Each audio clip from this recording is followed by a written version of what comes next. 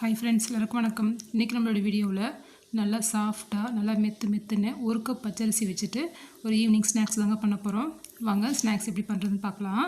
ஒரு பவுலில் ஒரு டம்ளர் அளவுக்கு அரிசி எடுத்துக்கலாம். பச்சரிசி எடுத்துகிட்டு நல்லா 2 டைம் நல்லா கழுவிட்டு தண்ணி ஊற்றி நல்லா ஊற வச்சுக்கலாங்க. ஒரு 3 மணி நேரம் நல்லா ஊறட்டும். நல்லா ஊறினா தான் நமக்கு நல்லா சாஃப்டாக இருக்கும் இந்த ரெசிபி. ஊறினதுக்கப்புறம் பார்க்கலாம். பார்த்திங்கன்னா அரிசி நல்லா ஒரு 3 மணி நேரம் நல்லா ஊறி வந்துருச்சு. இது ஒரு மிக்ஸி ஜாருக்கு சேர்த்துக்கலாம்.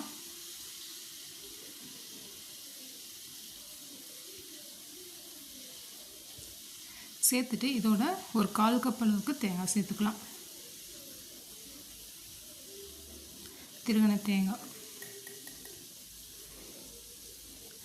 சேர்த்துட்டு நம்ம ஊற வச்சுருக்க தண்ணியை சேர்த்துட்டு அரைச்சிட்டு வந்துடலாம். நல்லா மையாக அரைச்சிக்கலாங்க.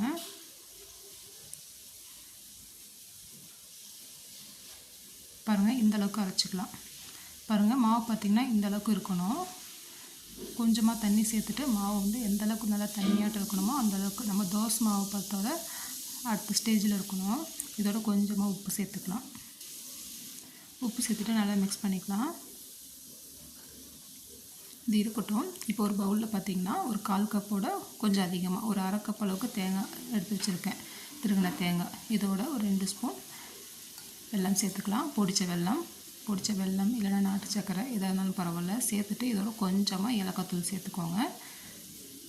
சேர்த்துட்டு நல்லா மிக்ஸ் பண்ணி எடுத்து வச்சுக்கலாம். இப்போ ஸ்டவ் ஆன் பண்ணிவிட்டு ஒரு தோசைக்கல் வச்சுக்கலாங்க.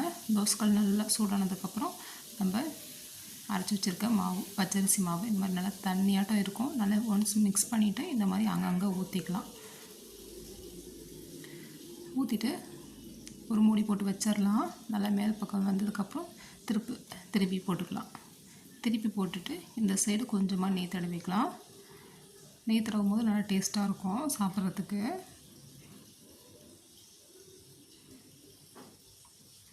ஒரு சைடு தடவைனா போதும். தடவிட்டு திரும்பவும் திருப்பி போட்டுட்டு உள் பக்கமாக பார்த்திங்கன்னா நம்ம கலந்து வச்சுருக்க தேங்காய் வெல்லம் பூர்ணத்தை எடுத்து வச்சுக்கலாம்.